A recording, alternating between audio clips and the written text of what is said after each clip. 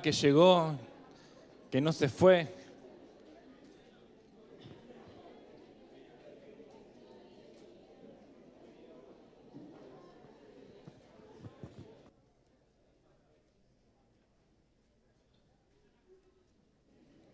Amén.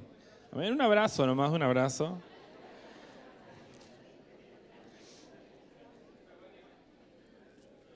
Qué lindo que es poder estar en nuestra casa.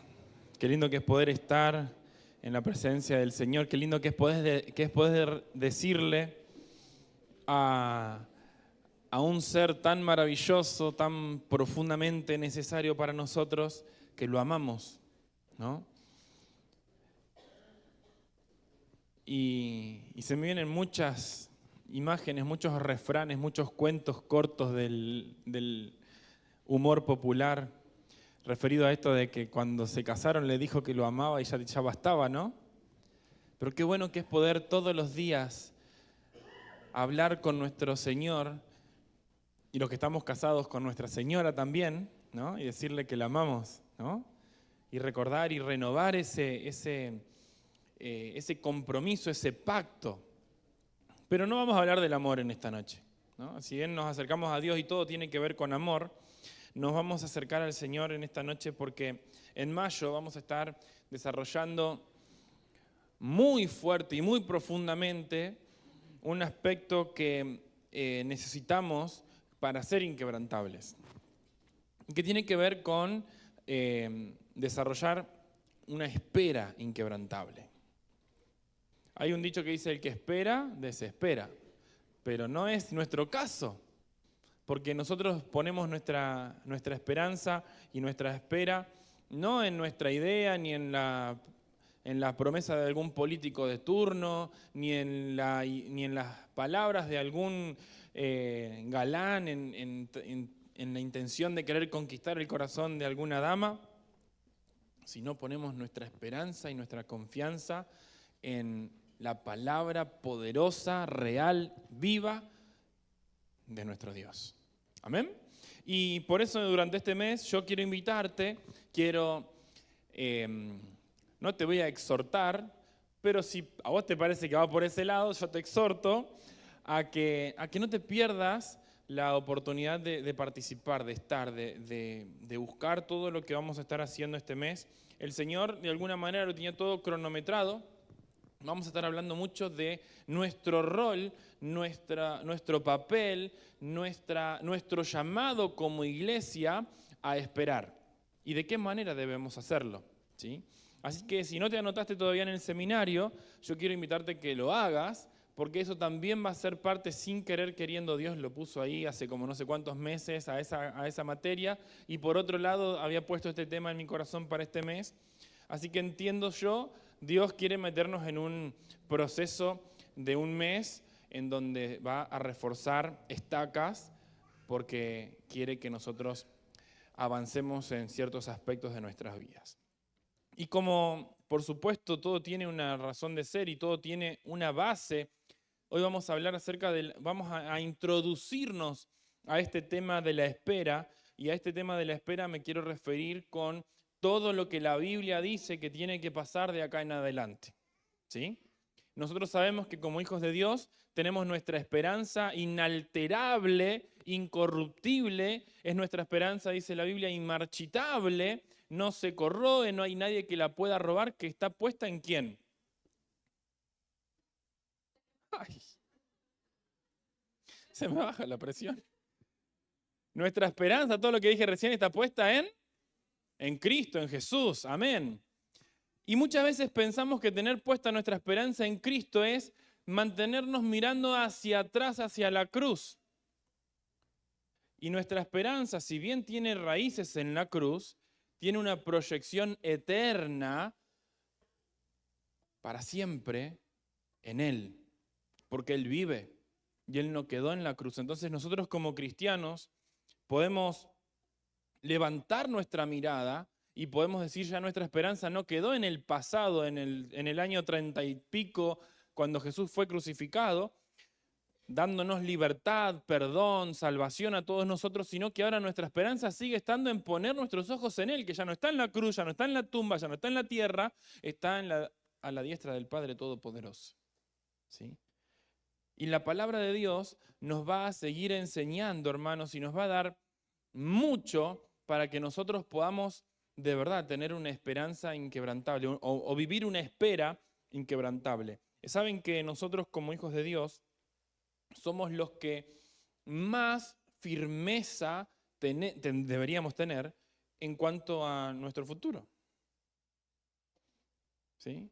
Hay muchas religiones que se han levantado, que se han inventado, hay muchas religiones de demonios que se han levantado en la humanidad tratando de saber qué pasa después, qué hay mañana o qué hay después de la muerte incluso, ¿no?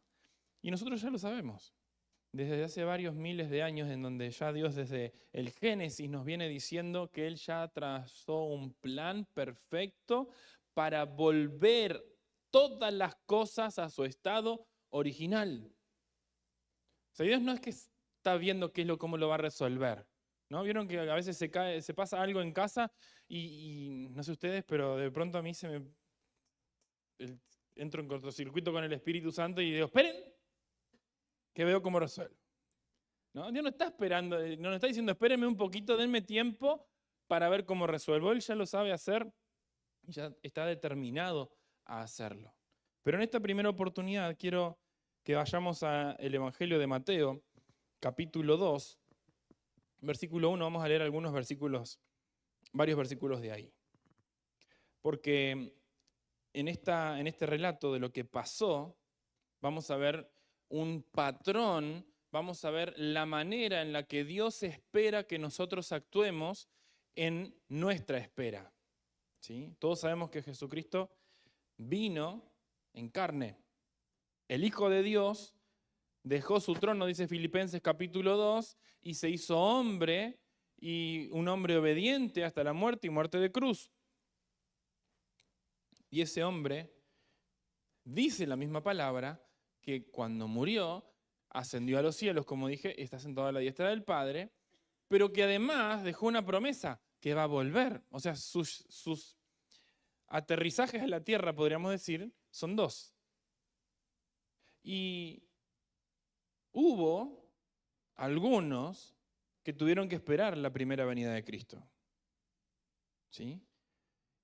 Y si nosotros nos vamos de Malaquías hasta Génesis, está lleno de señales que Dios les fue dando, de promesas que Dios les fue dando, de puntos de referencia que Dios les fue dando al pueblo, a todo el que crea en Él, de cómo iba a ser, cuándo iba a ser, de toda la configuración que iba a haber alrededor y lo que tenía que pasar con ese Cristo. Y de esa misma manera hay para nosotros una gran cantidad de palabra que nosotros tenemos que saber cómo prepararnos. Mateo capítulo 2, versículo 1 dice, después de que Jesús nació en Belén de Judea, en tiempos del rey Herodes, llegaron a Jerusalén unos sabios procedientes de Oriente. ¿Dónde está el que ha nacido rey de los judíos?, preguntaron. Vimos levantarse su estrella y hemos venido a adorarlo. Cuando lo oyó el rey Herodes, se turbó y toda Jerusalén con él. Así que convocó a todos los jefes de los sacerdotes y maestros de la ley de su pueblo para preguntarles dónde había de nacer el Cristo. En Belén de Judea, le respondieron, porque esto es lo que ha escrito el profeta. Pero tú, Belén, en la tierra de Judá, de ninguna manera eres la menor entre las principales ciudades de Judá, porque de ti saldrá el príncipe que será el pastor de mi pueblo Israel. Luego, Herodes llamó en secreto a los sabios y se enteró por ellos del tiempo exacto en que había aparecido la estrella. Los envió a Belén y les dijo, vayan e infórmense bien de ese niño, y tan pronto como lo encuentren, avísenme para que yo también vaya y lo adore.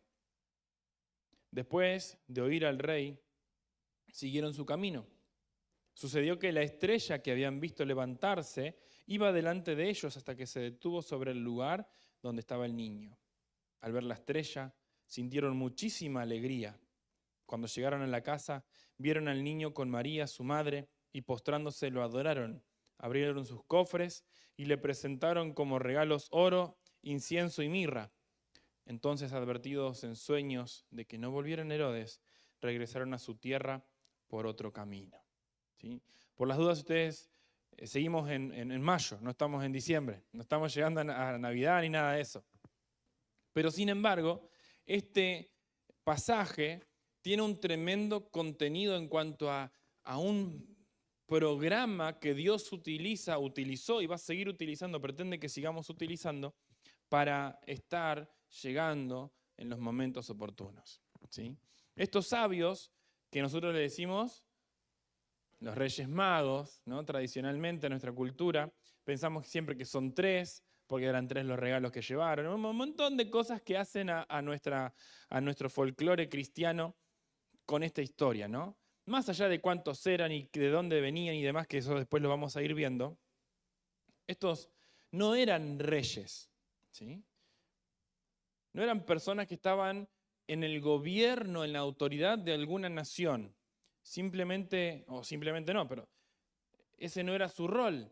Su trabajo era ser seguramente magos con las hechicerías de esa época. ¿Se acuerdan cuando Moisés tuvo que ir a enfrentarse a Faraón y él podía hacer ciertos milagros de parte de Dios y Faraón llamaba al hechicero y el hechicero como que copiaba el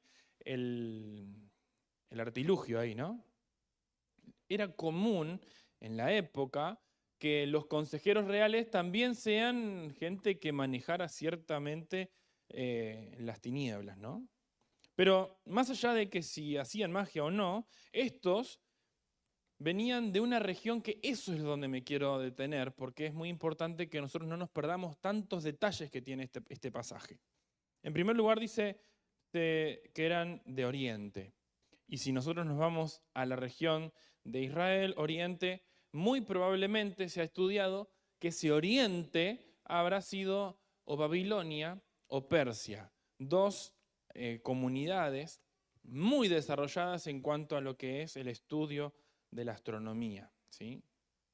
Y vale aclarar que su trabajo como consejeros reales era tratar de descubrir sabiduría justamente, y para eso estudiaban lo que tuvieran a mano, todo lo que pudieran, todos los escritos antiguos, todos los escritos de relevancia de la época. Esos consejeros reales, esos magos, esos sabios de Oriente, los estudiaban, y vamos a ir viendo después qué más hacían.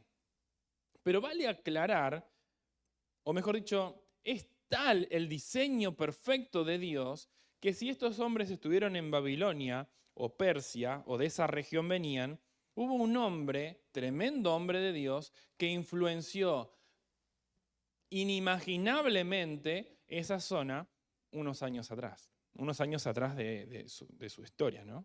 Que fue Daniel.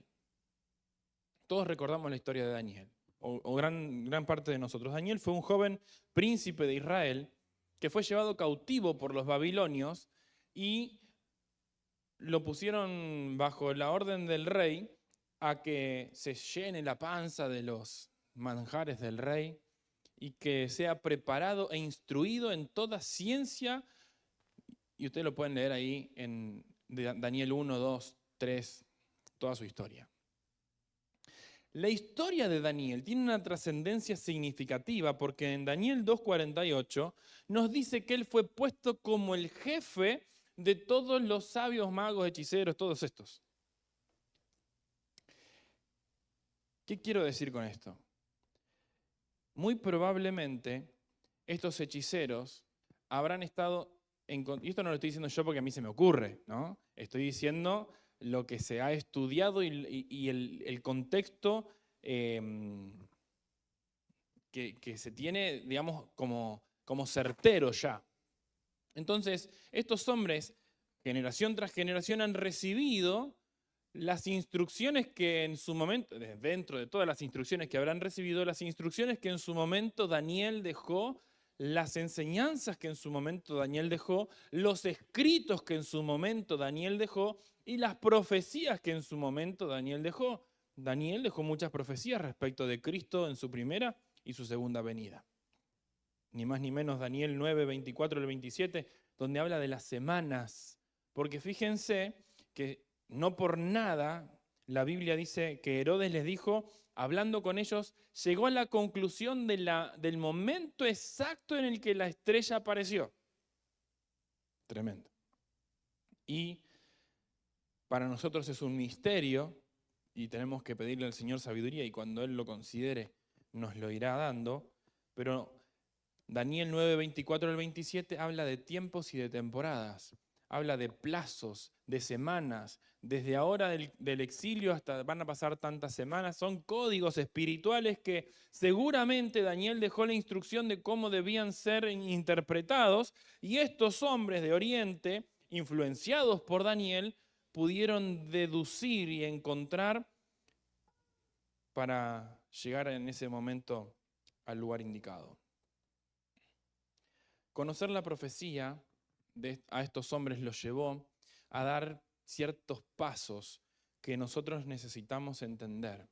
Ellos escucharon y sabían de que iba a haber un rey de los judíos que se iba a levantar. Números capítulo 24 habla de esto. Números capítulo 24 dice, se va a levantar la estrella de Jacob y el cetro de Israel será levantado. Profecías que estos hombres conocían y que tuvieron la tremenda responsabilidad de estudiar. Y por eso nosotros también, ahora que estamos esperando y que por delante vienen diferentes temporadas y que por delante vienen tremendas temporadas para toda la humanidad, debemos entender de que nosotros tenemos palabra, de que nosotros tenemos el diseño de Dios revelado sobre nosotros y que cuando digo nosotros no me refiero a este grupo que estamos acá sentados, ¿no? Por las dudas, para la iglesia, ¿sí? Y que hoy quiero compartirte tres cosas necesarias en nuestras vidas para que podamos mantenernos y que nuestra espera sea realmente inquebrantable. En primer lugar, nos debemos mantener contemplando. El primer secreto en nuestras vidas es mantenernos contemplando. Jesús exhortó a los de su generación. Les dijo, ustedes saben discernir cuándo va a llover, saben discernir cuándo va a hacer más calor, saben esto, saben lo otro, pero las señales de los tiempos no las cazan. Está todo escrito. Escrito está, dijo muchas veces Jesús, ¿no? Y estos hombres se mantuvieron contemplando y a mí me llama mucho la atención cómo estos que no tenían a Dios y que no buscaban una relación con Dios como Salvador, como tenerlo como Dios único, de repente fueron más diligentes que aquellos que deberían haber estado preparados para recibirlo. Contemplar nos lleva a conocer. Cuando nosotros nos mantenemos, contemplar me refiero no solamente a que nos quedemos mirando la Biblia, sino a que nosotros nos mantengamos escudriñando, que estés escarbando en los tesoros que la palabra de Dios tiene. Tenemos que mantenernos indagando en lo que Dios nos ha permitido tener en la palabra. Mucho se habla, mucho se inventa de lo que viene por delante. Nosotros sí tenemos la revelación certera de lo que viene por delante. Nosotros necesitamos entonces mantenernos escudriñando porque eso nos va a llevar a conocer. Ahora, conocer tiene que tener su consecuencia lógica en que si conozco entonces voy a estar prestando atención. No es lo mismo para nosotros, a los que manejamos, transitar un camino que no conocemos, porque nos podemos comer todos los pozos, porque no sabíamos que estaba ahí, porque de pronto nos sorprendió, porque de repente la curva que no estaba señalizada. Pero si ya conoces el camino, ya sabes en qué lugar está la derecha, en qué lugar está la izquierda, en qué lugar hay que frenar porque ya se termina el asfalto y arranca, porque conoces. entonces estás prestando atención, porque estás dirigiéndote en base a lo que ya se te ha revelado, a lo que ya conoces. Entonces, cuando ya se nos empiezan a revelar ciertos principios espirituales, ciertas claves proféticas de la palabra, es necesario que nosotros empecemos a crecer en otro aspecto, prestar atención, estar atentos. Estos hombres dicen que sabían el día exacto en el que la estrella se levantó, en que esa estrella, no se puede saber a ciencia cierta qué fue lo que pasó con esa estrella. Pero ellos sabían lo que haya sido, sabían el momento preciso, y vaya que era preciso porque cuando Herodes manda a matar a los niños, mandó a matar a los niños exactamente del rango de la edad de Jesús. No mandó a matar niños menores de 1 año, ni mayores de 10, niños de 2. Y Jesús tenía 2 años aproximadamente. Entonces, vaya a ver, tenemos que aprender de estos sabios en que la palabra, hermanos, lo que se ha dicho, lo que Dios nos ha dejado en la palabra, justamente en lo profético, en lo que tiene que ver con su segunda venida y los acontecimientos por venir, no es que vamos viendo y vamos a ir orando y tenemos que ir, vamos piloteándola. Dios ha dejado certeza. Y ese prestar atención nos tiene que llevar a la siguiente consecuencia lógica, que es que cuando prestamos atención, vemos. ¿Cuántos de ustedes han estado tratando de ver alguna estrella fugaz alguna vez? Todos. Y de pronto estabas con alguien y vos estabas mirando para el oeste, porque seguro acá esta es mi... Y otro dice, mira acá, ya. Estabas prestando atención hacia otro lado. Y en el instante que eso sucede, entonces no lo viste. Prestar atención a lo que el Señor está diciendo, prestar atención a lo que Él ha hablado, prestar atención al contenido espiritual que tiene la palabra, que no solamente es para sentirnos bien nosotros. A ver, el Evangelio es tan amplio y tan poderoso que quiere darte vida abundante, pero además quiere prepararte para que todo lo que venga por delante te encuentre parado e inquebrantable. Él nos da una esperanza, hermanos, que no es para que vivamos en vulnerabilidad. Ahí el pastor Mariano Sena igual dice, tenemos que estar tan seguros de que Jesús va a volver, tenemos que estar tan arraigados a la palabra porque Él dijo que iba a venir y vino. Él dijo que iba a morir y murió. Él dijo que iba a resucitar y resucitó, y Él dijo que iba a volver. ¿Y por qué no va a volver si ya cumplió con todo lo otro?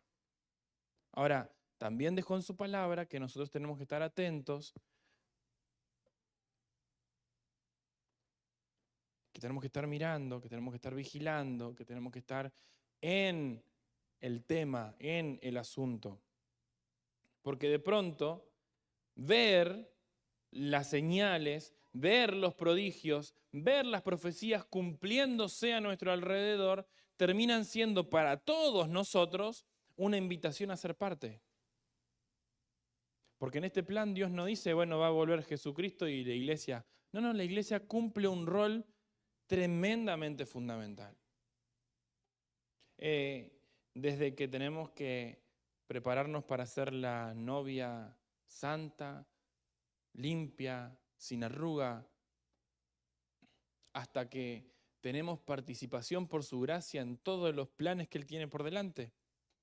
Entonces, estos sabios estaban atentos a lo que las profecías decían, estaban atentos a las señales, y cuando las vieron, ya dejaron de estudiar.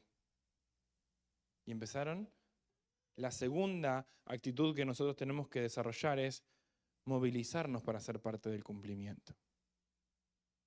Hay cosas, hermanos, hay palabras, hay circunstancias que vamos a ir viendo durante este mes en donde el Señor ya habló y donde en muchas de ellas tenemos que empezar a dejar de orar si es voluntad de Dios o no ciertas cosas y empezar a hacer lo que la palabra de Dios nos dice que tenemos que hacer. Tenemos que empezar a involucrarnos en lo que la palabra de Dios dice que tenemos que empezar a involucrarnos. Dios estableció señales para que al verlas nosotros nos movilicemos. Mateo capítulo 2, versículo 2 dice que ellos vieron la estrella y vinieron. Vimos su estrella levantarse y hemos venido a adorarle. Podría haber sido otra la realidad. Podrían haber escrito y después podríamos haber encontrado nosotros un escrito de la época de Jesús que dijera, y unos sabios de Oriente escribieron que vieron la estrella levantarse. Y eso sería genial igual, ¿o no? Pero ellos no se quedaron solamente con el saber que había nacido el rey de los judíos. Ellos quisieron ser parte, quisieron llegar ahí. Saber sin actuar. Conocer, llenarnos de contenido sin actuar, es ser necios. Los fariseos y escribas que fueron consultados por Herodes, en ese texto que leíamos recién, dice que Herodes lo agarraron sin saber de qué se trataba el tema y manda a llamar ¿a quién? Y a los que saben del tema, escribas y fariseos, a los que estaban estudiando las escrituras todo el tiempo, a los que también tenían el conocimiento necesario y suficiente, y le dicen, ¿y a dónde tendría que nacer el Cristo que dicen ellos que ya nació? Revisan en su conocimiento, en Belén. Y a mí me sorprende, por usar una palabra totalmente accesible, me sorprende que ellos, habiendo escuchado que había nacido el Mesías, que ellos estaban esperando, que iba a traer la libertad a la nación, que iba a haber un montón de cosas impresionantes, promesas de Dios sobre este varón, no se enganchan no se suben al colectivo para ir. Ellos sabían dónde tenía que nacer, sabían de qué manera iba a ser, sabían la palabra profética de memoria, Belén Efrata, aunque no son las más pequeñas porque de vos va a salir el líder más grande, y los mandan a estos que vayan a saber quiénes eran, extranjeros, y no se les mueve un pelo. Yo le pido al Señor que me libre de ese espíritu y que cuando tenga revelación de algo que el Señor está tramando hacer, alguna temporada que está llegando, me permita ser lo suficientemente valiente para movilizarme, porque de verdad, como saben ustedes que muchas veces les digo que oro, Señor, si vas a hacer algo, yo quiero ser parte. Yo quiero ser parte. Los que tenían y sabían dónde y cómo iban a suceder las cosas, no fueron a ver al Mesías. Nosotros podemos tener conocimiento de todas las teorías de cómo va a ser el regreso de Cristo.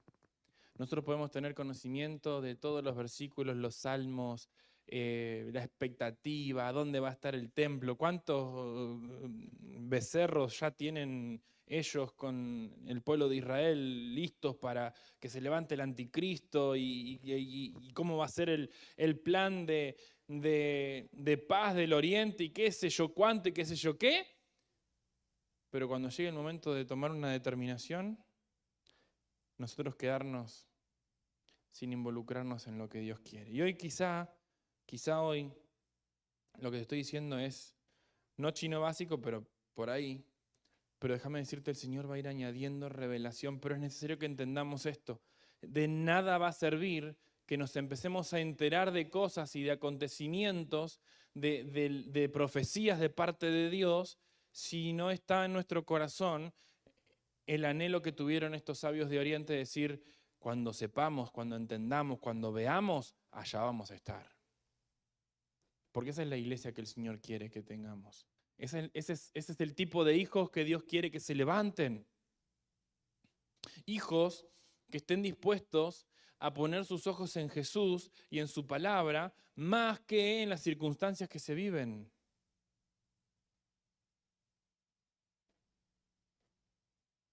Ponernos en movimiento nos coloca en la escena del cumplimiento. Mateo capítulo 2, versículo 11 dice que estos hombres llegaron a la casa donde estaba Jesús.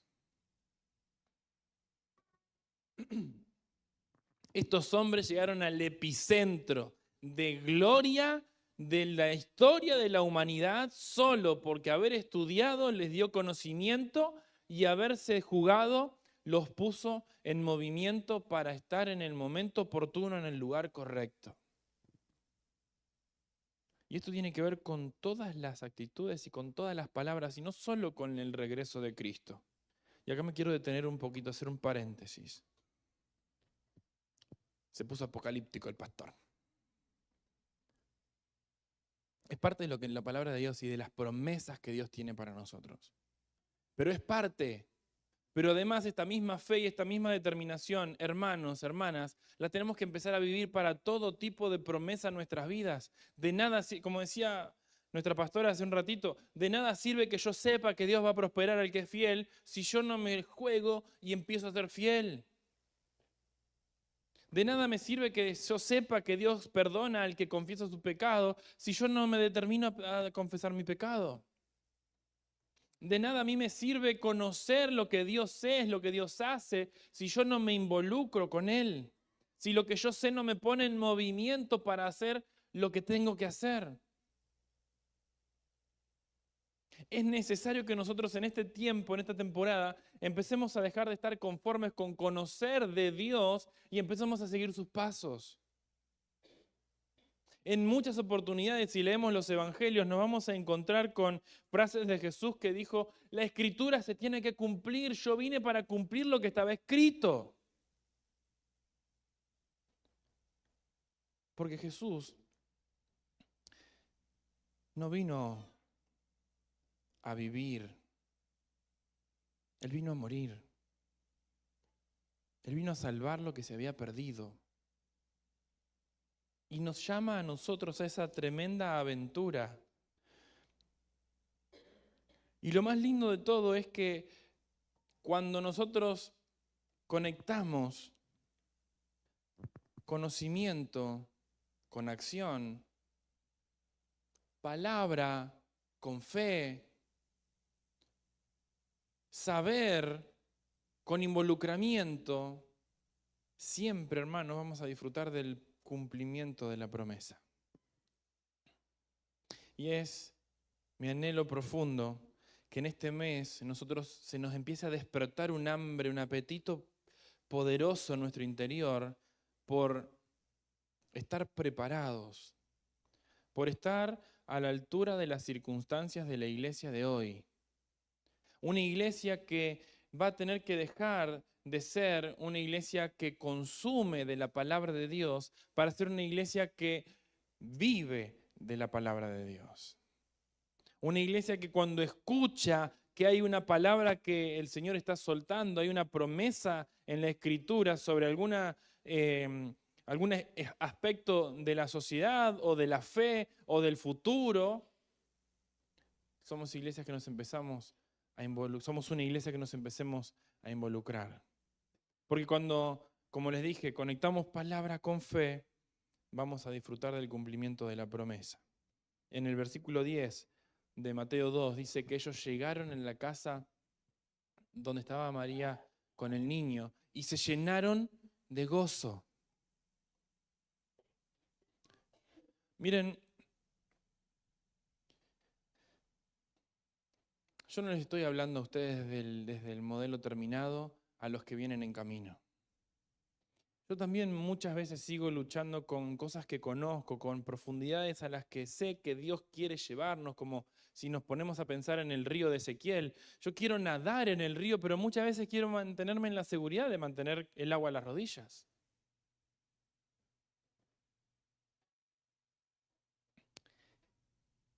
Y no sé a ustedes, pero esa sensación que te queda de decir estoy viviendo una fe que no me completa, estoy viviendo una fe que no me lleva a ningún lado, estoy viviendo una fe que no me transforma a mí, que no transforma a mi entorno, que no genera ningún impacto, estoy viviendo una fe como que si fuese una semillita adulterada, que la plantás, la regás, le pones fertilizante y todo, pero por más que le hagas lo que le hagas, esa semilla está muerta. Y el Señor quiere sacarnos y quiere movernos de esa situación de esterilidad espiritual a que seamos una iglesia llena, desbordante del testimonio del poder de Dios. Pero ¿cuándo se logra eso? Cuando se conectan palabra, conocimiento, saber, indagación, estudio de la palabra, con fe, osadía, involucramiento. No esperes ver el obrar de Dios en medio de una circunstancia o en medio de una situación si no has dispuesto tu corazón a de verdad creer de todo corazón, con todas tus fuerzas, en lo que el Señor está diciendo en su palabra. Solo cuando vivimos la palabra con fe, nos llenamos de gozo. El gozo que sobrepasa nuestras vidas y que podemos de verdad pararnos y decir, estoy pleno. No es gozo, no es reírme a carcajadas, gozo es, estoy pleno en el lugar en el que estoy. Imagínense estos sabios de Oriente, no sé cuántos días habrán viajado hasta ese lugar y de repente decir, es este. Por esto transpiramos, por esto pasamos calor, por esto nos asamos al sol del desierto.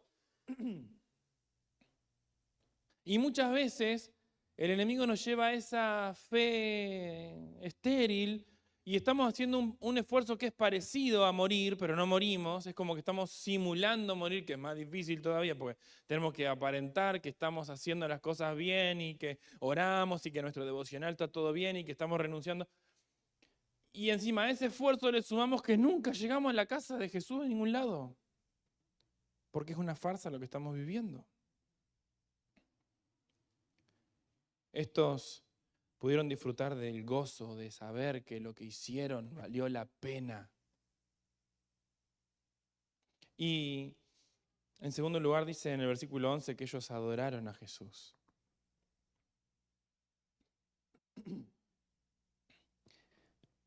Su celebración no tuvo que ver con ellos mismos. Su celebración no tuvo que ver con una estrella más en el escudo de los sabios de Oriente.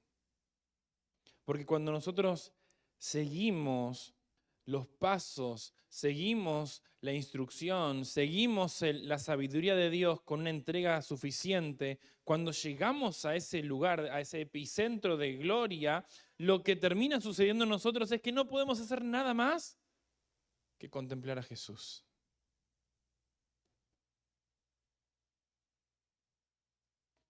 No sé cuál es, hermano mío, hermana mía, esa circunstancia que hoy está ahogando, ese proceso que hoy está, ¿cuándo termina? En la hora, Señor, de este proceso. Pero déjame decirte que yo también estoy en el proceso de afirmar mi corazón en la palabra, porque cada vez que lo he hecho, me he encontrado que aún en medio de esa tempestad, la presencia de Jesús se transforma en un mojón de alivio, de fortaleza, de renuevo espiritual, aún en medio de la tormenta más difícil de sobrellevar. Ahí está nuestro Señor. Y cuando te encontrás con Jesús, y cuando se te revela Jesús, y cuando Jesús es con quien vos estás ahí cara a cara, como dice Apocalipsis, que Él entró y vos estás cenando y Él está hablando con vos y vos estás hablando con Él, lo único que nos termina saliendo, ya no le planteas que tu problema que te trajo hasta ahí, cualquier cosa, lo que termina surgiendo es lo que dice el versículo 11, la segunda parte. Ellos voluntariamente entregaron oro, incienso y mirra, ofrenda, entrega, renuncia.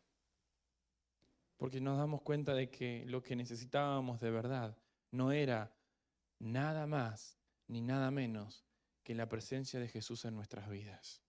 Hermanos, si hoy está quebrantado, si hoy está aturdido, si hoy está flaco de fuerzas espirituales, quizás, y solo quizás, porque no me quiero convertir en un juez, lo que estamos necesitando es ese encuentro personal profundo, transformador con Jesucristo. Y a ese encuentro profundo, transformador, de otra galaxia con Jesús, accedemos cuando empezamos a ser osados en movilizarnos en aquello que conocemos de la palabra. No seamos como escribas y fariseos que se enteraron y que se quedaron en el molde, mirando de la tribuna. ¿Qué vamos a hacer nosotros hoy? Este mes Dios nos va a desafiar. Dios está buscando llevarnos a tener... ¿Se acuerdan cuando empezamos a hablar de este lema? Tenemos la dicha de que Dios nos considere un poquito más maduros que niños espirituales para tener unas charlas un poco más serias. Y cuando son charlas un poco más serias ya no se tratan de Dios tratando de explicarnos nuestro yo quiero, yo tengo, yo necesito, yo, sino que Él nos empieza a revelar su plan. Pero ¿para qué queremos que Él nos revele su plan? ¿Para qué queremos conocer su voluntad? ¿Qué vamos a hacer nosotros hoy con la profecía que tenemos para nuestros tiempos? Y ahí hay 3 palabras. Necesitamos empezar a despertar de nuestro sueño, comenzar a profundizar en los acontecimientos que la palabra dice que vendrán. Como iglesia nos vamos a tener que mantener alertas a las señales, a las circunstancias que se vayan dando a nuestro alrededor. Nos vamos a tener que involucrar con tareas y con asignaciones que Dios está esperando derramar sobre sus hijos.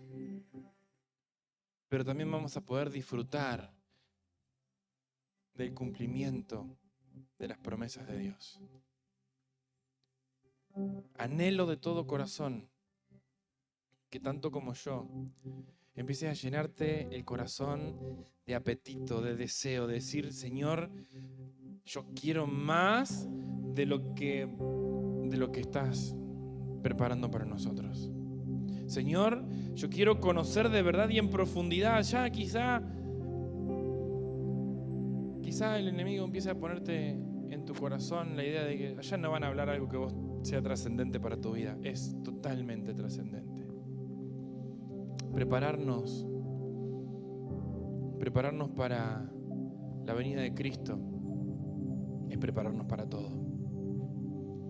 Para tu desempleo, para tu enfermedad, para tu crisis familiar, para ese familiar apartado, para lo que sea. Porque empezamos a poner de verdad nuestros ojos y nuestra confianza ya no en lo que conocemos, ya no en lo que me dijeron, en lo que escuché, sino en lo que ahora estás indagando vos, como la mujer samaritana cuando dijo al pueblo, allá hay alguien que me dijo lo que yo he hecho. Que este sea un tiempo en el que nosotros como iglesia empecemos a confesar lo que dijo el pueblo. Ya no creemos por lo que yo ya no creo por lo que me dijo Ignacio, ya no creo por lo que me dijo mi líder de célula, ya no creo por lo que me dijo mi líder de adolescentes o de jóvenes, yo creo porque me lo está revelando el Espíritu. Pero es necesario que para que se derrame vino nuevo, seamos odres nuevos. Es necesario que para que se derrame gracia y gloria de Dios sobre nuestras vidas y empecemos a profundizar y entender y descubrir lo hermoso de saber que estamos del lado del equipo ganador y que todo va a ser gloria y victoria. Lo hermoso es que estamos invitados y que no estamos lejos. Él está dispuesto, pero sí necesitamos despertar, sí necesitamos involucrarnos para poder disfrutar. Lo vamos a disfrutar, lo vas a disfrutar. Dijo Job, en el momento más difícil de su historia, en el momento más trágico de todo en los momentos que se nos puede llegar a ocurrir, él dijo, yo sé que mi Redentor vive y aún con mis ojos yo lo veré. Yo quiero invitarte a tener esa fe. Yo quiero invitarte a levantar tu espíritu en esta noche. Yo quiero invitarte a que puedas tomar autoridad en el nombre de Jesús y empieces a decir, no importa la circunstancia que estoy viviendo, yo sé que con mis ojos yo veré. Con mis ojos yo voy a tener el privilegio, voy a poder disfrutar de poner mis ojos sobre Él. Porque esa es la promesa. Porque en Él se cierra el ciclo de que todo vuelva a su estado original y que los suyos reinen con Él por toda la eternidad. Y ahí está tu nombre, mi nombre. Ahí puede estar mi nombre y tu nombre. Es necesario que te involucres. Señor, gracias. Gracias por el ejemplo.